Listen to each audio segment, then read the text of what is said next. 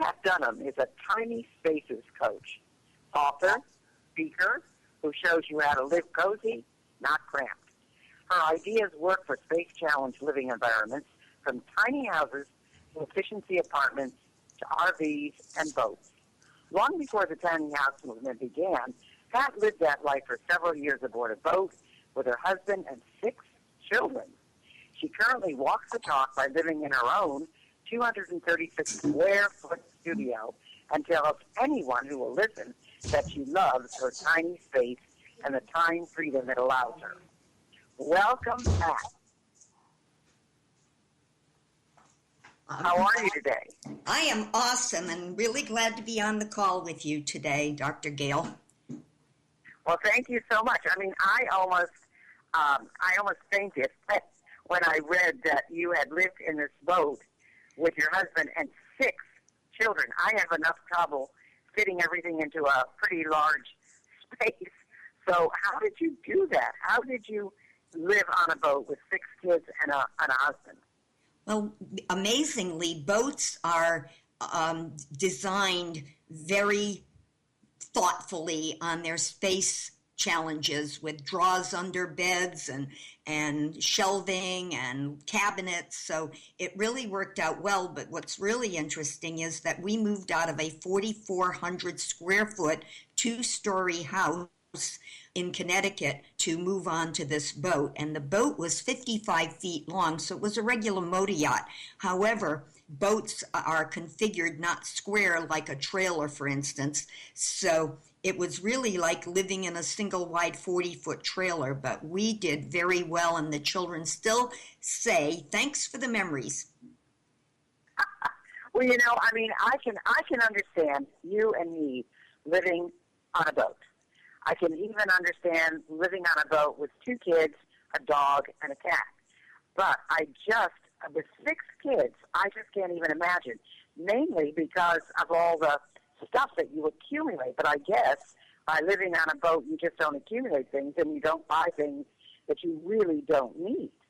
That's very true, and that's the way it is for the tiny house people, too. They have determined that they have way too much stuff.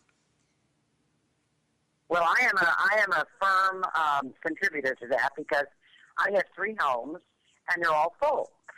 And then I even have things in storage, and I have things wrapped up from my move in the garage that have never been unpacked. So I can understand that. But why don't you tell our listeners, first of all, what is a tiny house? Most tiny houses are around 200 square feet. There are some that are as small as 100 square feet, but tiny houses are generally around 200 square feet, as I say. Many of them are on wheels so that they can, on a trailer, so they can be moved. There are some that are built on what are called skids, whereby a company comes in and lifts it and puts it on a trailer and drives it wherever they want it to go. And then there are the ones that are built on permanent foundations. And those are the actual tiny houses. But why do you think people consider living in tiny houses? Why would people want to be in one? I believe the big draw to everyone that I've ever spoken to and all the things that I'm following about tiny houses is people are just getting sick and tired of the big McMansions, even though they're still building them, Dr. Gale, but they are starting to realize that they are spending their life supporting the big house and the big car and all the stuff in it, and they've decided that they don't need all this stuff, and they look around and realize they don't even use the majority of the space in their homes, and they're wanting to live debt-free. They're wanting to live where they don't have to spend so much time taking care of everything and working to support these things. So what other benefits are there from living tiny? I mean, other than I can see where they can save a lot of dollars, but what are some of the other benefits? one of the benefits I know that I hear a lot about is that people want to do more things with their life than spend their work week working and then their time off taking care of the house and all this stuff. They want to travel. They want to spend more time out in their community, maybe more time with their hobbies and helping charities and doing all that kind of thing. And especially travel is one of the big ones. Most people don't have the time to travel. They get 2 weeks off a year unless you live in Europe, and they want to have the time to enjoy their life. And that's what the big attraction is to the tiny house. Wow. Well, that, I can understand that. I mean, it makes perfect sense. So is the tiny house movement just in one area of the country, or is it all over? It's actually all over, and it's quite amazing. This is not new. We think it's new because we've been hearing about it for the last 10 years, and now it's all over television. They have shows, and Oprah's had the tiny house people, and Anderson Cooper has interviewed them. It's been in Europe, especially in Paris and places like that, in New York City, where the housing is very small, meaning they don't have the room for big places. And the prices are outrageous, especially in New York. Even a tiny studio of 100 square feet or 200 square feet is well over $2,000 a month to rent in New York. So it's not a new movement. However, it is all over the world, and most recently, about 3 or 4 months ago, they had a big tiny house jamboree in Colorado, and 40,000 people showed up from all over the world. They flew in from all over the world to learn how to build them and how to live in them. So it's very attractive to a lot of people, obviously. Wow. It's funny. I was talking to my son about it the other day, and I said, yeah, I'm going to be interviewing this very interesting woman, and I told him about living on the bus with the 6 kids, and I said, and now she's in this 236-square-foot apartment. And he said, yeah, Mom, a lot of people are doing that. So I was amazed. I mean, he's very familiar with real estate.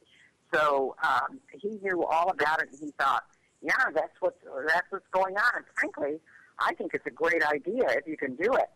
So, yeah, the next question becomes, do people with children live in them? Yes, they do. Of course, they need a little more room sometimes, but like a lot of the houses have lofts in them, and they just build them tall, and so the children get the loft, and depending on how many children, and if they're boys or girls and their age, they sleep up in the loft, and they probably think it's a grand adventure for them. And I was going to say, they probably love going up and down those ladders and things. Yes, that's true. Not many of us older folks like the ladders, however. I can believe that. It is interesting, though, because I have to tell you, when my husband was Dutch, and when his relatives came over from the Netherlands and stayed with us, we accepted them, and we had a wonderful time and so forth. And then I worked over in the Netherlands, both in Amsterdam and Rotterdam, and I was surprised. There were a lot of people. We arrived at the airport, and it must have been 15 or 16 people to greet us. It was like a big deal. And then I was thinking, gee, I wonder how come they didn't invite us to stay with them. Not that I cared, because I was in a wonderful, wonderful hotel, and it was all being paid for by the company I was working for and so forth. But I just was curious, and then they invited us to their home for a birthday party, and I couldn't believe it. I thought, you could take their entire house and put it in my living room. And it was just amazing to me. Yes, they had a big backyard, and that's where the party was, and people were just happy as could be, in and out of the house, in and out of the backyard, up and down the steps, but it was a tiny house. So I imagine, especially the people in Europe, this is something that's like second nature to them. But again, I go back to, how do people fit all their stuff in a tiny house? Because, you still have stuff. And I would assume they either would have to get some kind of a storage unit or one of those buildings that they put in the back, a shed kind of thing? What do they do with their stuff? The majority of the people that move into the tiny houses or small spaces, and let me stop there for a minute and explain that there are a lot of people that aren't in 200 square feet.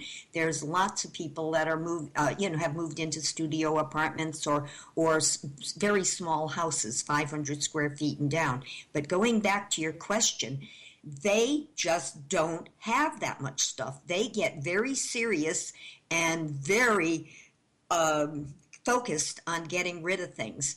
And when we really think about it, a lot of people own 5 sets of sheets, and a lot of times they take the sheets off the bed, throw it in the washer, and put them back on, and the other 4 just sit taking up space. It's the same thing with our clothes. A lot of times we only wear 20% of our closet, and so these people have really learned how to get rid of the things that they really don't need. And the same thing with buying things. They get very serious about what do I really need to buy. And in many cases, one thing in and one thing out. And it's just that way. And I have to admit that I was watching one of the shows on television, and they were showing how they were helping people get rid of all their stuff. And it didn't seem realistic to me, because of myself moving into another small space from a 3-bedroom, 2-bath home recently. And it's really isn't something that can be done overnight. It takes a lot of planning and thought and a lot of gut-wrenching things sometimes on what we are going to get rid of and what we're not. I so agree with you, Pat, and I'll tell you why. I do have a storage unit that with all the places that I live, I had a storage unit that I still have with all the stuff from my office, especially that I couldn't figure out if I needed or I didn't need. And I've been paying on that thing for almost 3 years, and I've only visited it twice when I was doing book signings and I needed to get copies of my books. Well, I have to tell you something. It does take a lot of guts to do this. You said gut-wrenching, and it is gut-wrenching. The other thing is that most of our kids don't want our stuff.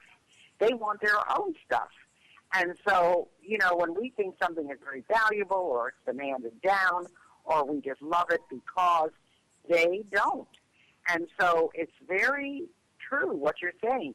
There's a whole different feeling now and a whole different movement, whereas when people stayed in the same place all the time, things were just handed down from generation to generation. But now we're also spread out that it's so difficult to decide, does a child want this or not? It's almost better to say, why don't you pick out what you want now? Other stuff I'm going to give away. It makes it a lot easier.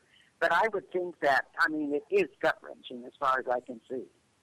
It is, and I have to say that as we get older, we have accumulated a lot of things, and lots of the people that are gravitating to the tiny house movement there's lots of seniors, and there's a lot of the really young people that are saddled with a credit card debt for college loans, and so they're looking to not to be able to pay them off and be able to live comfortably. So the thing, though, is that my daughter, one of my daughters, said to me recently she was so impressed that I got rid of everything now and not leaving it up to the kids to deal with it later. And she said, I would think that every senior citizen should do what you're doing. So it made me feel really good that I had done something that was benefiting my family, not just myself, by moving into my own tiny space. Wow, I would say so. Well, I'll tell you, do you think that this movement is going to continue in the future? Will it be as popular as it is now? Has it been growing? When did it start? I have a lot of questions about these tiny houses since I've never been in one. I believe that this will be a movement that will continue. And I mean, again, it's not for everyone. I'm still seeing the McMansions being built, especially where I live